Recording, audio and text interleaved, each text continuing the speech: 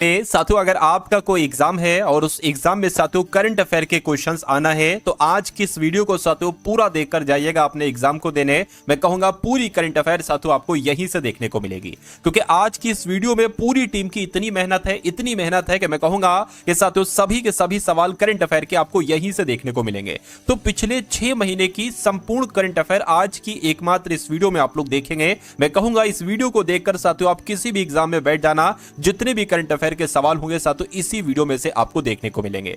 तो क्लास आपकी शुरू हो चुकी है, आपको इस क्लास को बहुत धैर्य के साथ देखना है, बहुत सब्र के साथ देखना है, क्योंकि क्वेश्चंस होगा और उससे संबंधित जानकारी होगी। जो जानकारी होगी वहां से भी सवाल बनेंगे और जो क्वेश्चंस है वहां से भी डायरेक्ट आपके क्वेश्चंस बनेंगे। चलिए तो साथियों पिछले 6 महीने के अगर आपको करंट अफेयर कंप्लीट करना है तो इस वीडियो को शुरू से अंत तक आप लोग देखिएगा। पहला सवाल है कि 2025 में भारतीय अंतरिक्ष अनुसंधान संगठन यानी कि इसरो के नए अध्यक्ष कौन है। इसरो यानी कि इंडियन स्पेस रिसर्च ऑर्गेनाइजेशन, तो इसके नए अध्यक्ष कौन बन चुके हैं साथियों? वी नारायण बन चुके हैं। आंसर आपको ऑप्शन नंबर डी के साथ जाएगा। अब इंपॉर्टेंट फैक्ट की अगर बात करें तो जनवरी 2025 में केंद्र सरकार ने जानकारी दी है कि भारतीय अंतरिक्ष अनुसंधान संगठन यानी कि इसरो के नए अध्यक्ष कौन बने हैं साथियों? डॉक्टर वी नारायण बने हैं। वी नारायण अंतरिक्ष विभाग के सचिव का भी कार्यभार संभालेंगे, यानी कि अंतरिक्ष विभाग के सचिव भी हैं ये। और ये कौन से अध्यक्ष बने हैं साथियों? ये इसरो के 11वें अध्यक्ष बने हैं, ये भी आपको मालूम होना चाहिए, ठीक है ना। उसके बाद देखिए साथियों अगर इसरो की हम बात करते हैं यानी कि भारतीय अंतरिक्ष अनुसंधान संगठन की अगर बात करते हैं तो इसकी स्थापना 15 अगस्त 1969 को हुई थी। इसका मुख्यालय कर्नाटक के बेंगलुरु में है और इसके नए अध्यक्ष मैं आपको बता चुका हूं डॉक्टर वी नारायण बने हैं। अब अगले नंबर का सवाल साथियों आपकी स्क्रीन पर आ चुका है। पूछा आपसे जा रहा है कि किस राज्य यानी कि किस राज्य यूटी की झांकी ने गणतंत्र दिवस परेड में सर्वश्रेष्ठ झांकी का पुरस्कार जीता है। तो किसकी बात चल रही है साथियों? अपने उत्तर प्रदेश की बात चल रही है, यानी कि उत्तर प्रदेश राज्य की झांकी ने गणतंत्र दिवस परेड में सर्वश्रेष्ठ झांकी का पुरस्कार जीता है, ये आपको याद रखना है। अब यहां पर आप लोग देख लीजिए कि उत्तर प्रदेश की झांकी ने 26 जनवरी 2025 को नई दिल्ली के कर्तव्य पथ पर गणतंत्र दिवस परेड में सर्वश्रेष्ठ झांकी का पुरस्कार जीता है। झांकी का विषय क्या था? तो महाकुंभ 2025 स्वर्णिम भारत विरासत और विकास। देखिए अगले नंबर का सवाल है कि फरवरी 2025 में भारत सरकार ने कितने आर्द्रभूमि स्थलों को रामसर आर्द्रभूमि स्थलों की सूची में शामिल किया था? तो मैं कहूंगा साथियों 4 को शामिल किया था, यानी कि भारत सरकार ने 4 आर्द्रभूमि स्थलों को रामसर आर्द्रभूमि स्थलों की सूची में शामिल किया था। भारत सरकार ने रामसर आर्द्रभूमि स्थल में 4 नए आर्द्रभूमि स्थल शामिल किए हैं। तमिलनाडु में सक्कारा कोट्टई पक्षी अभ्यारण्य और थेर थंगल पक्षी अभ्यारण्य को, और सिक्किम में खेचोओपलरी आर्द्रभूमि को, और झारखंड में उधवा झील को। यहां से डायरेक्ट आपका सवाल बनेगा, क्या सवाल बनेगा कि सक्कारा कोट्टई पक्षी अभ्यारण्य कहां पर है? तो आपको बताना है तमिलनाडु में। आपसे पूछा जा सकता है साथियों कि सिक्किम में, एक तरीके से अगर बात करें झारखंड में जो उधवा झील है ये कहां पर है? तो झारखंड में है। उसके बाद देखिए देश में रामसर स्थलों की संख्या अब 89 हो चुकी है। एशिया में सबसे अधिक रामसर स्थलों की संख्या अब भारत में है, और उसके बाद चीन में 82 स्थल हैं। तो उसके बाद देखिए भारत में रामसर स्थलों की सूची में सबसे ज्यादा तमिलनाडु में यानी कि 20 आर्द्रभूमियां हैं। नेक्स्ट नंबर का आप लोग सवाल देखिए, आपसे साथियों यहां पर पूछा जा रहा है कि वित्त मंत्री निर्मला सीतारमण ने किस थीम के साथ केंद्रीय बजट 2025-26 पेश किया है? तो किस थीम के साथ साथियों? सबका विकास ये थीम रही थी इस बार, ये आपको याद रखना है। अब उसके बाद साथियों इंपॉर्टेंट फैक्ट आप लोग यहां पर ध्यान कर लीजिए। 1 फरवरी 2025 को वित्त मंत्री ने सबका विकास थीम के साथ केंद्रीय बजट 2025-26 को पेश किया, ठीक है। इस वर्ष के बजट का उद्देश्य कराधान, बिजली क्षेत्र, शहरी विकास, खनन, वित्तीय क्षेत्र और विनियामक सुधारों में सुधार करना है। केंद्रीय बजट में इस बात पर प्रकाश डाला गया है कि कृषि, एमएसएमई, निवेश और निर्यात विकसित भारत की यात्रा में इंजन है। अब अगले नंबर का साथियों सवाल आपकी स्क्रीन पर है, कहने कि महिला अंडर 19 T20 विश्व कप 2025 किस टीम ने जीता है? तो ये अपने भारत देश ने जीता है, ये आपको याद रखना है। उसके बाद अगर इंपॉर्टेंट फैक्ट की अगर बात करें तो महिला अंडर 19 T20 विश्व कप 2025 के फाइनल मैच में भारत ने दक्षिण अफ्रीका को 9 विकेट से हराकर लगातार दूसरी बार यह खिताब जीता है। भारत की कप्तान की अगर हम बात करते हैं तो साथियों निकी प्रसाद रहे, और दक्षिण अफ्रीका की कप्तान कायला रेनेके रही। और आयोजन कहां पर हुआ था साथियों? तो साउथ अफ्रीका के कुआलालंपुर में इसका आयोजन किया गया था। अब उसके बाद देख लीजिए अगले नंबर का सवाल है, कह रहे कि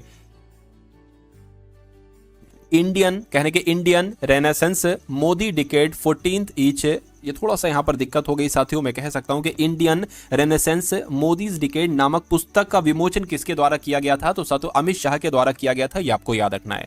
अब यहाँ पर अगर बात करें साथियों, यहाँ पर सही लिखा हुआ देखिए, इंडियन रेनेसेंस मोदी डिकेड नामक पुस्तक का विमोचन अमित शाह के द्वारा किया गया था। इस पुस्तक को डॉक्टर ऐश्वर्या पंडित के द्वारा लिखा गया था, ये आपको याद रखना है। नेक्स्ट नंबर का सवाल आपकी स्क्रीन पर है, आपसे पूछा जा रहा है साथियों, विश्व कैंसर दिवस 2025 मनाया गया, तो ये कब मनाया गया साथियों? ये 4 फरवरी को मनाया गया। कब मनाया गया साथियों? 4 फरवरी को मनाया गया, ये आपको याद रखना है। अगले नंबर का देखिए इंपॉर्टेंट फैक्ट करके, विश्व कैंसर दिवस हर साल 4 फरवरी को मनाया जाता है, बिल्कुल सही बात है। और इसका मुख्य उद्देश्य दुनिया भर में कैंसर के बारे में जागरूकता बढ़ाना और लोगों को शिक्षित करना है। थीम क्या रही इसकी? तो यूनाइटेड बाय यूनिक इसकी थीम रही, आपको याद रखना है। नेक्स्ट नंबर का सवाल आपकी स्क्रीन पर है साथियों, इस सवाल को देखिए और मुझे बताइए कि आपका सही जवाब क्या हो सकता है। यानी कि राजस्थान के किस शिक्षक को ग्लोबल टीचर प्राइज 2025 के लिए चुना गया है? तो इनका नाम मोहम्मद इमरान खान मेवाती है और इनको ग्लोबल टीचर प्राइज 2025 के लिए चुना गया है। अगले नंबर का सवाल आपकी स्क्रीन पर, यानी कि पेट्रोलियम और प्राकृतिक गैस मंत्रालय में कौन निदेशक नियुक्त किए गए हैं? तो इनका नाम साथियों सागर सिंह कलसी है और सागर सिंह कलसी को पेट्रोलियम और प्राकृतिक गैस मंत्रालय में निदेशक चुना गया है। इंपॉर्टेंट फैक्ट की अगर बात करें तो आईपीएस अधिकारी सागर सिंह कलसी को पेट्रोलियम एवं प्राकृतिक गैस मंत्रालय में निदेशक साथियों नियुक्त किया गया है। और पेट्रोलियम एवं प्राकृतिक गैस मंत्री कौन है? तो श्री हरदीप सिंह पुरी है, ये आपको यहां पर याद रखना है। उसके बाद अगर यहां पर हम लोग बात करें कि भारतीय सेना ने पूर्वी कमान के मुख्यालय फोर्ट विलियम का नया नाम क्या रखा है? देखिए ये साथियों वो सवाल हैं जो आपके एग्जाम में आपको डायरेक्ट देखने को मिलेंगे, तो इसलिए बहुत दिल के साथ साथियों इन सभी सवालों को आपको तैयार करना है। मेरा मानना है कि सवाल अगर आपने अच्छे तरीके से तैयार कर लिए तो कोई आपको हरा नहीं सकता, ठीक है। हर इंसान से साथियों आप जीत जाओगे, जो भी आपका कॉम्पिटिटर है। ये आपको एक तरीके से कम समय में एक अच्छा पैकेज आपको दिया जा रहा है साथियों, कि चंद मिनट के अंदर अगर आपके इंपॉर्टेंट क्वेश्चंस करंट अफेयर के तैयार हो जाते तो इससे अच्छी बात साथियों और कुछ नहीं हो सकती।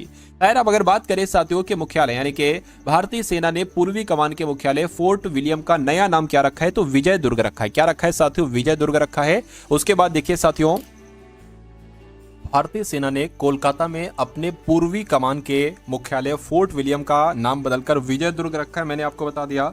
दिसंबर 2024 के मध्य में लिए गए इस निर्णय का उद्देश्य औपनिवेशिक विरासत को खत्म करना और भारत के स्वदेशी सैन्य इतिहास को अपनाना है, ठीक है। अब उसके बाद देखिए साथियों नेक्स्ट नंबर का सवाल आपकी स्क्रीन पर, कहने के बोचास निवासी अक्षर पुरुषोत्तम स्वामी नारायण संस्था ने दक्षिण अफ्रीका के सबसे बड़े हिंदू मंदिर का उद्घाटन कहां किया है? तो साथियों कहां किया है? जोहान्सबर्ग में किया है। कहां किया है साथियों? जोहान्सबर्ग में किया है, ये आपको याद रखना है। अब उसके बाद अगर यहां पर हम लोग बात करते हैं इंपॉर्टेंट फैक्ट की, तो बीएपीएस ने जोहान्सबर्ग में दक्षिणी गोलार्ध का सबसे बड़ा हिंदू मंदिर खोला। जोहान्सबर्ग में बीएपीएस द्वारा निर्मित दक्षिणी गोलार्ध में सबसे बड़े हिंदू मंदिर और सांस्कृतिक परिसर का उद्घाटन किया गया है। उसके बाद देखिए साथियों 12वां क्वेश्चन है, जनवरी 2025 में अंतर्राष्ट्रीय क्रिकेट परिषद के सीईओ ने अपने पद से इस्तीफा दिया है, इनका नाम क्या है? तो इनका नाम की अगर बात करें साथियों जोफ एलार्डिस इनका नाम है। क्या नाम है? जोस एलार्डिस इनका नाम है। उसके बाद देखिए अब यहां पर साथियों इंपॉर्टेंट फैक्ट की हम लोग यहां पर बात कर लेते हैं। अंतर्राष्ट्रीय क्रिकेट परिषद आईसीसी के सीईओ जोफ एलार्डिस ने जनवरी 2025 में अपने पद से इस्तीफा दिया है और आईसीसी के सीईओ जोफ एलार्डिस ने 2025 चैंपियंस ट्रॉफी के लिए पाकिस्तान की तैयारियों को लेकर चिंताओं के बीच पद छोड़ने की घोषणा की है। अंतर्राष्ट्रीय क्रिकेट परिषद की अगर बात करते हैं 15 जून 1909 को इसकी स्थापना की गई थी। इसका मुख्यालय साथियों दुबई में है और इसके चेयरमैन जय शाह हैं। अब उसके बाद देखिए अगला सवाल आपकी स्क्रीन पर है, करके किस भारतीय मूल के अंतरिक्ष यात्री ने सबसे लंबे समय तक अंतरिक्ष में चलने का नया रिकॉर्ड बनाया है? तो किसने साथियों? सुनीता विलियम्स आपका यहां पर बिल्कुल सही जवाब हो जाएगा। अब यहां पर अगर बात करें सुनीता विलियम्स ने एक महिला अंतरिक्ष यात्री द्वारा अंतरिक्ष में कुल 62 घंटे और 6 मिनट की स्पेस वॉकिंग करके नया रिकॉर्ड बनाया है, जिससे उन्होंने पैगी वेटसन के 60 घंटे और 21 मिनट के रिकॉर्ड को तोड़ दिया है। अगला सवाल देखिए फरवरी 2024 में भारत के 16वें मुख्य चुनाव आयुक्त का 79 वर्ष की आयु में निधन हो गया है। इनका नाम क्या था? तो इनके नाम की अगर बात करें साथियों, इनका नाम क्या आपसे पूछा जा रहा है, बताइए। तो यहां पर अगर बात करें नवीन चावला इनका नाम है। आंसर आपका ऑप्शन नंबर ए हो जाएगा। 1 फरवरी 2025 में भारत के 16वें मुख्य चुनाव आयुक्त नवीन चावला का 79 वर्ष की आयु में निधन हो गया है। नेक्स्ट नंबर का सवाल है, किस भारतीय अमेरिकी गायिका और उद्यमी ने एल्बम त्रिवेणी के लिए 67वां ग्रैमी पुरस्कार जीता है? तो साथियों किसने जीता है? चंद्रिका टंडन ने जीता है। आंसर आपका ऑप्शन नंबर ए हो जाएगा। उसके बाद देखिए अगला सवाल आपकी स्क्रीन पर है, कहने के फरवरी 2025 में बीमा क्षेत्र में एफडीआई सीमा को 74% से बढ़ाकर कितने प्रतिशत कर दिया है? तो साथियों कितने प्रतिशत कर दिया है? 100% कर दिया है। 100% कर दिया है। आंसर आपका ऑप्शन नंबर ए के साथ जाएगा। उसके बाद देखिए जनवरी 2025 में किन खिलाड़ियों को मेजर ध्यानचंद खेल रत्न से सम्मानित किया गया है? तो साथियों किनको किनको किया गया है? मनु भाकर को किया गया है, बिल्कुल किया गया है। डी गुकेश को किया गया है, बिल्कुल किया गया है। उसके अलावा अगर बात करते हैं साथियों यहाँ पर हरमनप्रीत सिंह को किया गया, बिल्कुल किया गया है। उसके अलावा प्रवीण कुमार को भी किया गया है। यानी कि कुल मिला के अगर हम बात करते हैं साथियों, ठीक है, तो आंसर आपका जो जाएगा वो ऑप्शन नंबर ई के साथ जाएगा। यानी कि इन सभी को साथियों किया गया है। क्या इन सभी को किया गया है? ये आपको यहां पर मालूम होना चाहिए भाई। बहुत बढ़िया, वेरी गुड क्लास। चलिए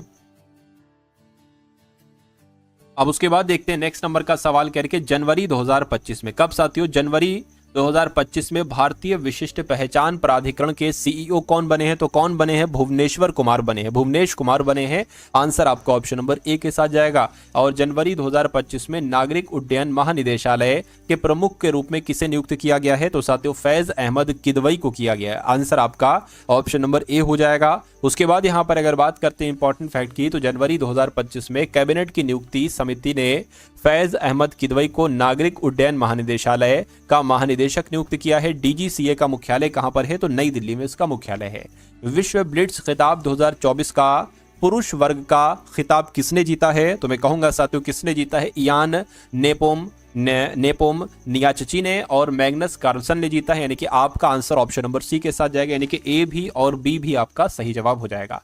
उसके बाद देखिए मैग्नस कार्लसन और इयान नेपोमानियाची ने न्यूयॉर्क में 2024 विश्व ब्लिट्ज शतरंज चैंपियनशिप में 2-2 स्कोर के बाद बराबरी की है, जिसके बाद मैग्नस कार्लसन और इयान नेपोमानियाची ने विश्व ब्लिट्ज खिताब को साझा किया है।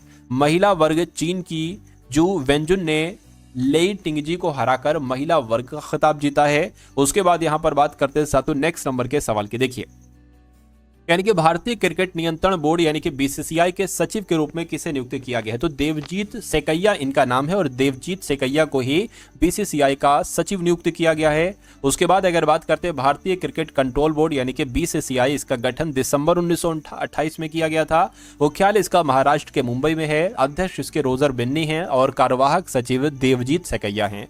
अब उसके बाद देखिए अगले नंबर का सवाल आपकी स्क्रीन पर है करके जनवरी 2025 में एसोचैम के महासचिव साथियों नियुक्त किए गए हैं। तो कौन नियुक्त किए गए हैं? मनीष सिंगल इनका नाम है और मनीष सिंगल ही जनवरी 2025 में एसोचैम के महासचिव नियुक्त किए गए हैं। अगला सवाल देखिए करके एसोचैम की स्थापना कब हुई थी? 1920 में। इसका मुख्यालय कहां पर है? नई दिल्ली में इसका मुख्यालय है। अब उसके बाद देखिए अगला सवाल, केंद्रीय रेल मंत्रालय किस जोन के तहत जम्मू में अपना 69वां रेलवे डिवीजन यानी कि मंडल स्थापित करेगा?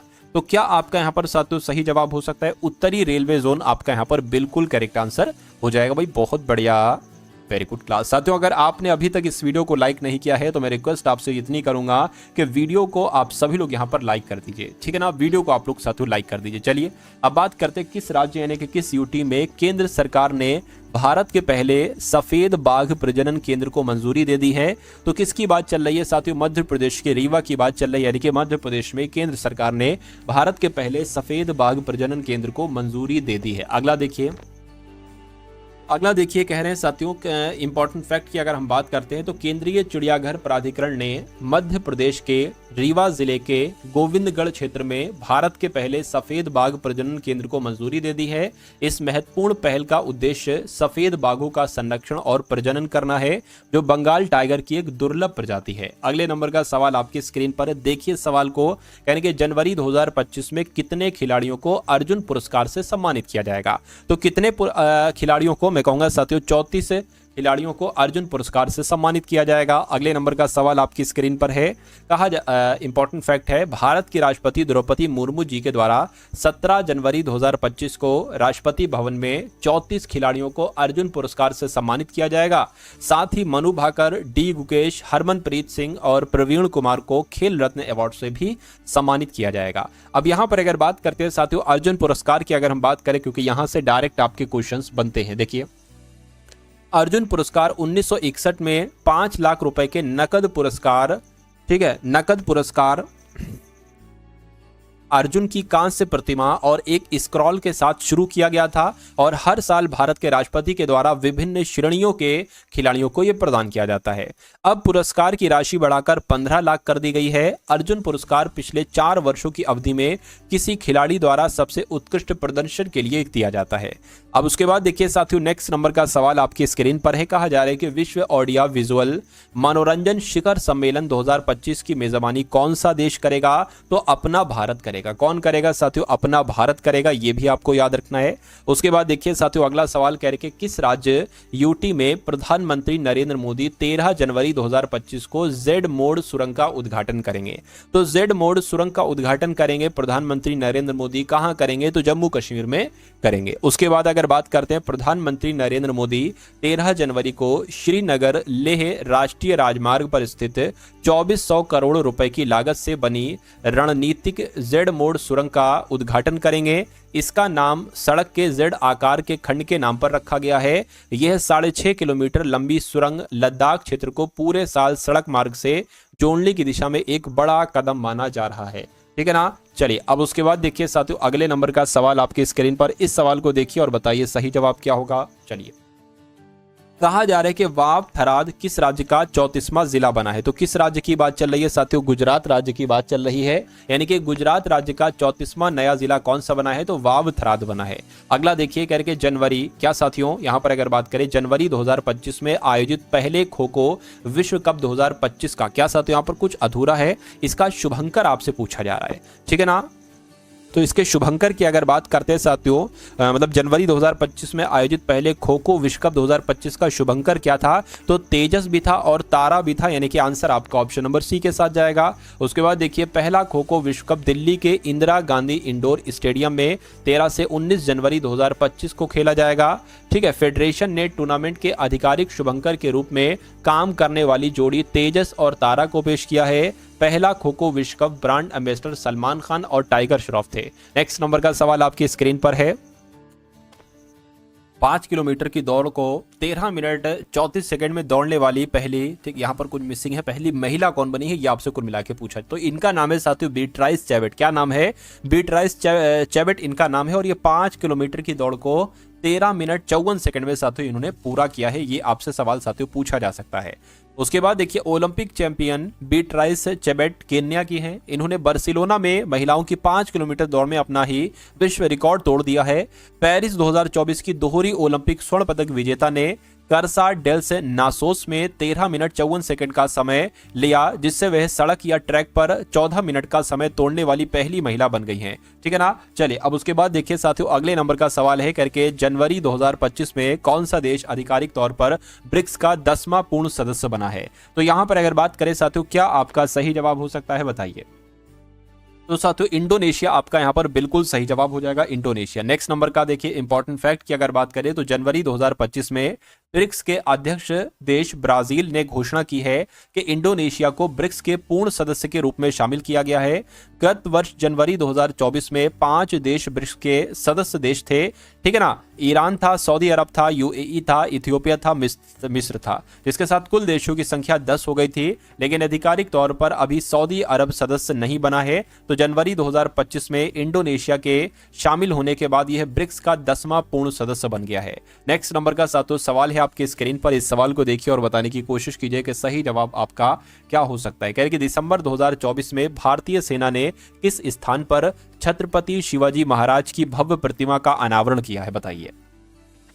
तो कहां पर साथियों, लद्दाख में किया है। लद्दाख आपका यहां पर बिल्कुल सही जवाब हो जाएगा। उसके बाद अगर बात करते हैं दिसंबर 2024 में भारतीय सेना ने लद्दाख में पोंगोंग त्सो झील के किनारे 14,300 फीट की ऊंचाई पर छत्रपति शिवाजी महाराज की भव्य प्रतिमा का अनावरण किया है। ठीक है ना। अगर यहां पर साथियों हम लोग बात करते हैं लद्दाख की, तो लद्दाख की राजधानी क्या है साथियों, लेह है। और उपराज्यपाल कौन है, तो बीडी मिश्रा है, ये आपको मालूम होना चाहिए। नेक्स्ट नंबर का सवाल आपकी स्क्रीन पर करके 32वां विजय हरारे ट्रॉफी 2024-25 का खिताब किसने जीता है। तो साथियों किसने जीता है, कर्नाटक ने जीता है। आंसर आपका जो जाएगा वो ऑप्शन नंबर बी के साथ जाएगा। अब उसके बाद अगर बात करते हैं विजय हरारे ट्रॉफी संस्करण जो था वो 32वां था। आयोजन 21 दिसंबर 2024 से 18 जनवरी 2025 तक रहा। विजेता कर्नाटक रहा है 5वीं बार। ठीक है। और कप्तान कौन रहे, मयंक अग्रवाल। उप विजेता विदर्भ, कप्तान करुण नायर रहे। और खिताब किसको मिला है, प्लेयर ऑफ द मैच का स्मरण रविचंद्रन को मिला है जो कर्नाटक के से थे। प्लेयर ऑफ द सीरीज का मिला है करुण नायर को जो विदर्भ से थे। ठीक है ना। चलिए अब उसके बाद देखिए अगले नंबर का सवाल आपकी स्क्रीन पर है। कहा जा रहा है कि वर्ष 2025 में कुल कितने लोगों को पद्म पुरस्कार दिए गए हैं। तो साथियों कितने को, मैं कहूंगा 139 यानी कि 139 को पद्म पुरस्कार दिए गए हैं। आंसर आपका ऑप्शन नंबर डी के साथ जाएगा। भारत सरकार ने गणतंत्र दिवस की पूर्व संध्या पर 2025 के लिए 139 पद्म पुरस्कारों का ऐलान कर दिया है। इस साल 7 पद्म विभूषण, 19 पद्म भूषण और 113 पद्मश्री अवार्ड घोषित किए गए हैं। ये पुरस्कार विभिन्न क्षेत्रों में असाधारण योगदान देने वाले नागरिकों को दिए जाएंगे। पद्म पुरस्कार विजेता में 23 महिलाएं हैं। इनमें 10 विदेशी NRI, PIO, OCI कैटेगरी के लोग भी हैं। 13 रानियां ऐसी हैं जिन्हें मरणोपरांत ये पुरस्कार दिया जा रहा है। चलिए भाई अगले नंबर का सवाल देखिए। आप लोग कह रहे हैं कि साथियों यहाँ पर अगर बात करते हैं हम लोग, वेनेजुएला में तीसरी बार राष्ट्रपति पद की शपथ किसने ली है। तो साथियों कौन बने हैं, इनका नाम है निकोलस मादुरो और ये वेनेजुएला में तीसरी बार राष्ट्रपति के पद की शपथ ली है। वेनेजुएला की अगर हम यहाँ पर बात करते हैं साथियों किस महाद्वीप में है, तो दक्षिण अमेरिका में है। राजधानी कराकास है। मुद्रा वेनेजुएला बोलीवर है। राष्ट्रपति निकोलस मादुरो है। इतनी जानकारी आपको याद रखना है। अब उसके बाद देखिए साथियों अगला सवाल कह रहे हैं कि 41वां स्पेनिश सुपर कप 2025 किस टीम ने जीता है। तो ये साथियों किस टीम ने जीता है, FC बार्सिलोना ने जीता है। ये आपको याद रखना है। राइट आंसर आपका जो जाएगा वो ऑप्शन नंबर ए के साथ जाएगा। अगला देखिए साथियों इंपॉर्टेंट फैक्ट, सऊदी अरब में स्पेनिश सुपर कप के रोमांचक फाइनल में बार्सिलोना ने रियल मैड्रिड को 5-2 से हराया है। 41वां स्पेनिश सुपर कप था। विजेता बार्सिलोना रहा है और उप विजेता रियल मैड्रिड रहे हैं। अगले नंबर का सवाल देखिए करके 2025 में किस राज्य के कप्पड़ और चाल समुद्र तटों को वैश्विक ब्लू फ्लैग प्रमाणन प्राप्त हुआ है। तो अगर यहाँ पर साथियों हम लोग बात करते हैं किसकी बात चल रही है साथियों, केरल की बात चल रही है। केरल आपका बिल्कुल सही जवाब हो जाएगा। और साल 2025 में केरल के कोझिकोड जिले के कप्पड़ बीच और कन्नूर जिले के चाल बीच को ब्लू फ्लैग प्रमाणन से सम्मानित किया गया है। यह प्रमाणन डेनमार्क स्थित पर्यावरण शिक्षा फाउंडेशन ने दिया है। चलिए भाई अगला सवाल देखिए। अगला सवाल आपकी स्क्रीन पर है साथियों। कहा जा रहा है कि जनवरी 2025 में राजस्व सचिव के रूप में किसको नियुक्त किया गया है। तो इनका नाम तुहिन कांता पांडे है और तुहिन कांता पांडे को राजस्व सचिव नियुक्त किया गया है। अगला देखिए करके प्रतिष्ठित अमेरिकी पत्रिका ट्रैक एंड फील्ड्स न्यूज ने 2024 का सर्वश्रेष्ठ भाला फेंक खिलाड़ी के रूप में किसे नामित किया है। तो किसे नामित किया है साथियों, नीरज चोपड़ा को नामित किया है। राइट आंसर आपका ऑप्शन नंबर ए हो जाता है। अगला देखिए इंपॉर्टेंट फैक्ट, 2020 टोक्यो ओलंपिक के स्वर्ण पदक विजेता भारत के नीरज चोपड़ा को प्रतिष्ठित अमेरिकी पत्रिका ट्रैक एंड फील्ड्स न्यूज ने 2024 का सर्वश्रेष्ठ भाला फेंक खिलाड़ी नामित किया है। इस पत्रिका ने ग्रेनेडा के एंडरसन पीटर्स को दूसरा स्थान दिया है। चलिए अगले नंबर का सवाल है साथियों आपकी स्क्रीन पर। इस देश के राष्ट्रपति भारत के गणतंत्र दिवस 2025 पर मुख्य अतिथि के रूप में साथियों शामिल हुए थे। तो आपको मालूम होना चाहिए इंडोनेशिया के राष्ट्रपति भारत के गणतंत्र दिवस 2025 पर मुख्य अतिथि के रूप में शामिल हुए थे। ठीक है। और गणतंत्र दिवस 2025 की थीम क्या थी, तो स्वर्णिम भारत विरासत और विकास थी। उसके बाद देखिए अगले नंबर का साथियों सवाल आपकी स्क्रीन पर है करके जनवरी 2025 में किस शहर में महाकुंभ का आयोजन किया गया है। तो कहां पर किया गया है, उत्तर प्रदेश के प्रयागराज में जनवरी 2025 में महाकुंभ का आयोजन किया गया था। उसके बाद देखिए प्रयागराज में संगम तट पर महाकुंभ का आगाज पौष पूर्णिमा के दिन 13 जनवरी 2025 से हो गया है, जो 26 फरवरी 2025 तक चलेगा। उसके बाद देखिए धार्मिक मान्यता है कि समुद्र मंथन में मिले अमृत कलश के लिए देवासुर संग्राम में जिन 4 स्थानों पर अमृत की बूंदें गिरी थीं, उसमें हरिद्वार, उज्जैन व नासिक के साथ प्रयागराज भी है। इन्हीं चारों स्थान पर कुंभ लगता है। उसके बाद देखिए अगले नंबर का सवाल आपकी स्क्रीन पर है।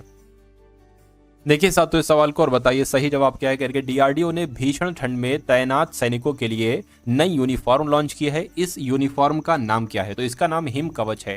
क्या नाम है साथियों इसका? हिम कवच इसका नाम है, ये आपको यहाँ पर याद रखना है। चलिए भाई,